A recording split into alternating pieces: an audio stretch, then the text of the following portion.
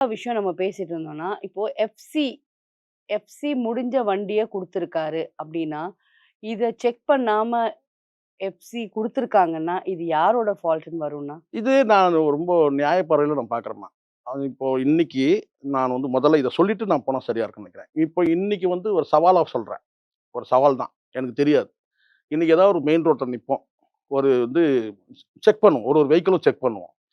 Fake டாக்குமெண்ட்ன்றது அடிப்படையில நம்ம ஒரு வெஹிக்கிளும் நம்ம செக் பண்ண வச்சுக்கங்க. ஈவன் டூ வீலர் உட்பட எல்லா வண்டியும் லாரி, ட்ரெய்லரு எல்லாத்தையும் நம்ம செக் பண்ணணும்னு சொன்னா, ஆம்புலன்ஸ் எல்லாம் செக் பண்ணணும்னா, பெரும்பாலும் உங்களுக்கு ஃபேக் இருக்கும். நீங்க 50, 50 கூட இருக்கும். நாடு ஸ்தம்பிக்கும். வண்டிங்கலாம் நிக்கும்.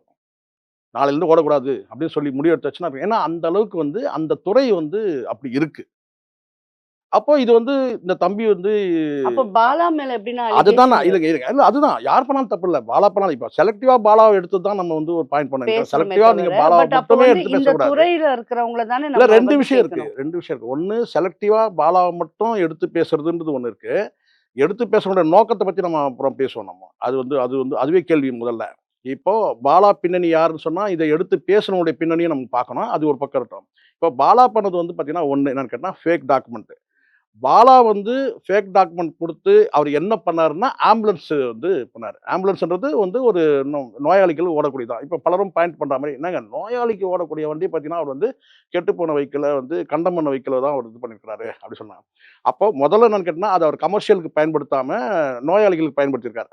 கமர்ஷியலுக்கு கூட பயன்படுத்துறவங்க இருக்கிறாங்கன்றது தான் என்னுடைய பாயிண்ட். இது ஃபேக் டாக்குமெண்ட் வச்சு எஃப்சி பண்ணாமயே பல ஸ்கூல்கள் கூட வேன்கள் கூட ஓடிட்டு இருக்கு.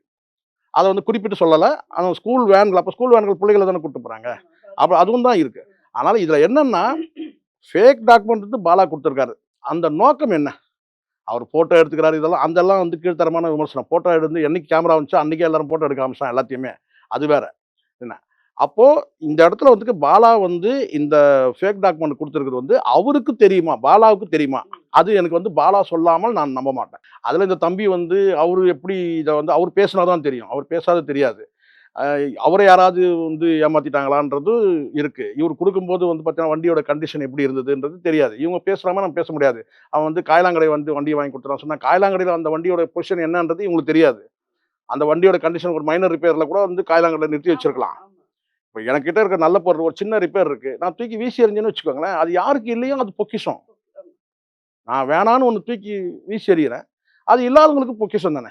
அப்படி கூட இவரு என்ன செஞ்சிருக்காருன்னா, ஒரு 4 வெஹிக்கிள் வாங்கி ஒரு வெஹிக்கிள் புது வெஹிக்கிள் ஒரு 15,00,000க்கு வாங்குறத, நம்ம ஒரு 4 வெஹிக்கிள் ஆமா, குடுக்கலாம்ன்னு கூட கண்டிப்பா. செஞ்சிருக்கலாம். அது அப்படிதானே அவரு பேசினா தான் தெரியுமே தவிர, அவர பேசுங்கன்னும் கட்டாயப்படுத்த முடியாது. சில பேர் பிளாக்மெயில் பண்றது